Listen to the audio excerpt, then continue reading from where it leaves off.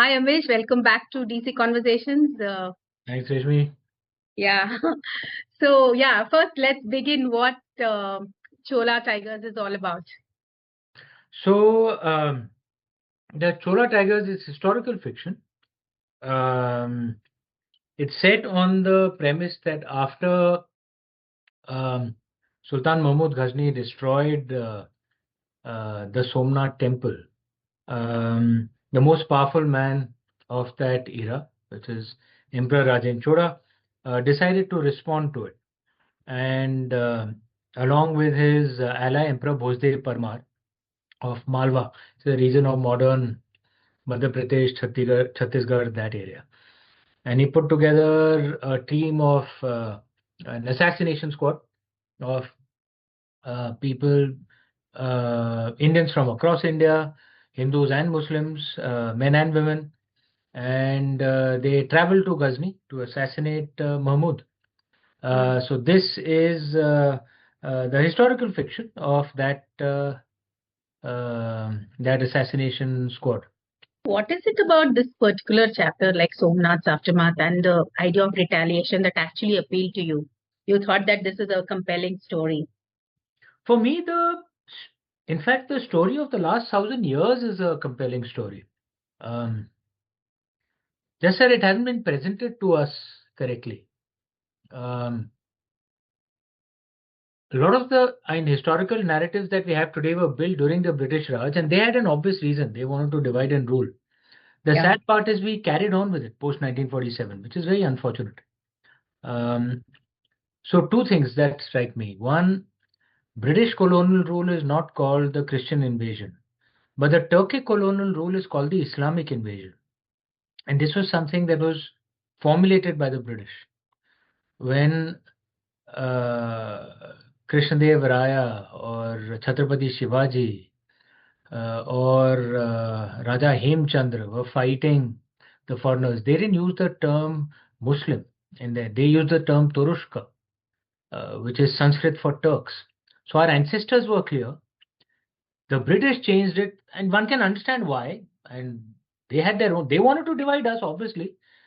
Sadly, we carried on with that nonsense post 1947. What was an Indian foreigner issue was converted into a Hindu Muslim issue. That's the first point. The second point is the way the history of the last 1,000 years has been shown to us. It's more the history of our invaders and the history of our defeats, the battles that we lost, and has more detail about the invaders. Right? Uh, but in my mind, the story should actually be of our ancestors who fought those invaders rather than the invaders themselves Mm. and the battles that we won. Because an obvious question that had struck me when I was in school, if we were losing every single battle for 1,000 years, as it appears from our history books, History textbooks, yeah. history textbooks, why the hell are we still alive? We should be dead, right? Because one thing, if you read global history, is very clear. The same invaders who came here went to every other part of the world. They didn't focus only on India. Yeah. They went everywhere, right? The British, Portuguese, Dutch, French, and before them, the Turks, Persians, Arabs, they went everywhere. They wiped out all ancient cultures across the world. India is still standing, the only one. The only pre-Bronze Age culture that is still alive. So then, in my mind, the true story of the last 1,000 years is not a story of defeats. It's actually a story of the greatest resistance in human history. No indigenous group of people has fought so long and so hard to protect their culture. Every other indigenous group of people across the world, there came a point of time in history when they just surrendered. Zoroastrian Persians, after 75 years of fighting, surrendered. Aztecs, Mayans, Central Americans, we all know, right? Pharaonic Egyptians, Celtic Europeans, they all surrendered after a time. We kept fighting. So, in my mind, why is this story so interesting? If we look at our ancestors and not our invaders, we will realize we're not descendants of cowards or weaklings. We are descendants of the toughest buggers around. We are descendants of the only ones who kept fighting and fighting and fighting and fighting, because of which we are alive today. And we should celebrate the story of our ancestors, but celebrate it in a uniting way. Don't give up that British divide and rule approach. And we are Indians, we should at least stop it. And show how our ancestors fought hard to protect our culture and be proud of them. That's why it interests me so much. When you're blending history with imagination, where do you draw the line between fact and creative liberty? Very good question. Look, the genre of historical fiction has not been invented by me, right? It's been around for decades. Actually, it's been around for centuries, right? So, I mean, Mughal Azam was historical fiction. Emperor Akbar was there, as was Emperor Jahangir, but there was no Anarkali. Uh, and Jahangir as a warrior, Salim is not really historically accurate. He was more a drugged out moron. It was his wife who was the capable one. Noor Jahan was the capable one. And many historians say she and her family were the ones who actually ran the empire rather than Jahangir. But what I liked about Mughal Azam, at least the aim was positive, right? The aim was a uniting story, right? Unity for India. So, will you have historical fiction as a genre where the facts are broadly there and then you fill it up with your imagination? It's been around for centuries, right? But what I think in my mind is, what is the aim of that historical fiction? Are you using that historical fiction to spread positivity today? Then it's a good thing. Yeah. If you're using it to spread, Mughal Azam had much more fiction than is there in my books, but the aim was positive, right? So I say it's a good thing. But if the aim is negative, then yes, I think perhaps there can be improvement. Now, I'm a believer of freedom of expression. So someone wants to do it, it's their choice. But it's at least not something I will do. How did the collaboration with Audible, shape the way you envision the Chola Tigers as an audio first experience? I think what Audible does very well. Look, audio visual as a medium, which is movies, that's a passive medium, right? Because all your main senses are actually drowned. There's very little space for your own imagination. Only what's the director's imagination, right? It's a very passive medium. But reading a physical book or listening to an audiobook is a much more active medium. Because among your main senses, when you're reading, your ears are not involved. When you're listening to an audiobook, your eyes aren't involved. So another main sense is still left free to imagine, right? And the way, the stories come to me is I kind of see it as a parallel universe and I describe what I see. But I may not be the best audio storyteller, right? Which is what I love about how Audible does it. It's not just someone reading my book, right? That's going to be boring, man, right? Yeah. They make it a sensory experience, like the way our Kathakars did. I don't know, where you come from, but like where your hometown roots are, but like my family comes from Varanasi. तो हम लोग वो रामलीला देखते थे and वहाँ पे कथाकार भी बहुत होते थे. There's just one artist with a tuntuna or a Ravan Hatta, and just through his words and through that thing would create an entire atmosphere, right? And I don't know if you ever saw those performances. I have. I mean, in fact, that would have been my next question. Like, I wanted to ask you, first thing, we've grown up listening to, bedtime stories. And then this Kathakar you're talking about, we had something. I come from Bangalore. Although it was very cosmopolitan, I would live in one of the oldest areas where they had this Harikatha. It would be called Harikatha.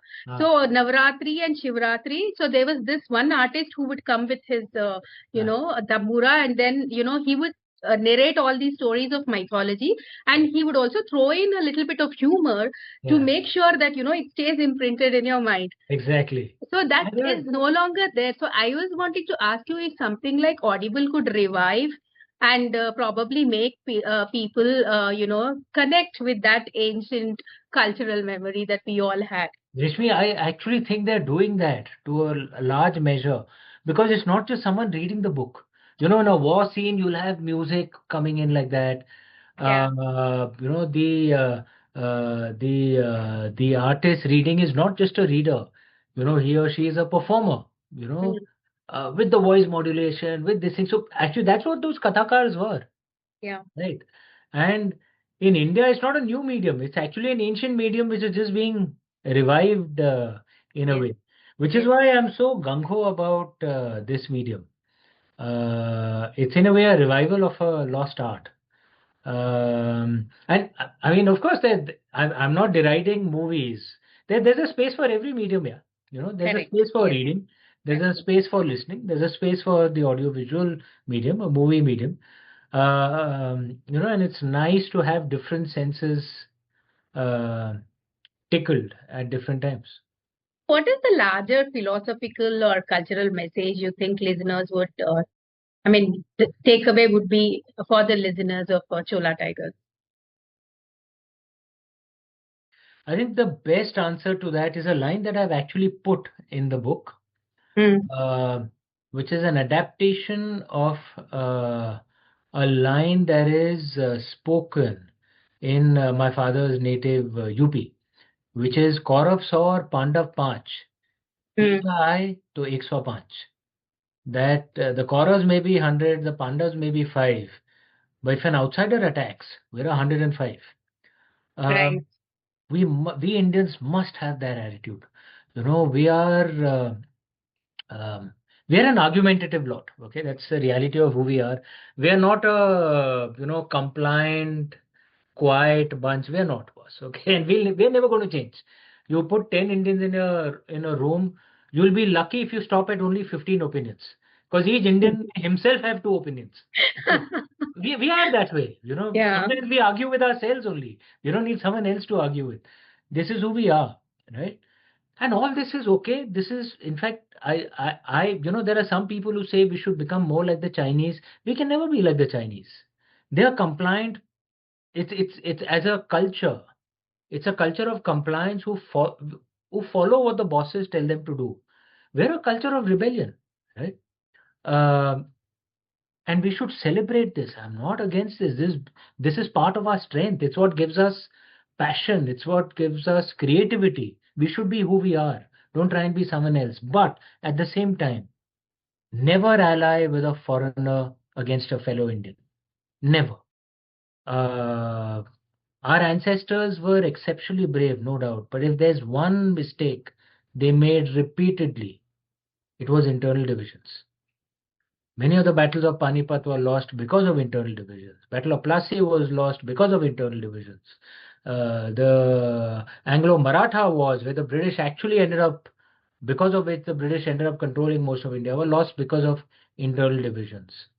Uh, Alauddin Khilji could conquer all the way down to the Meenakshi temple because of internal divisions.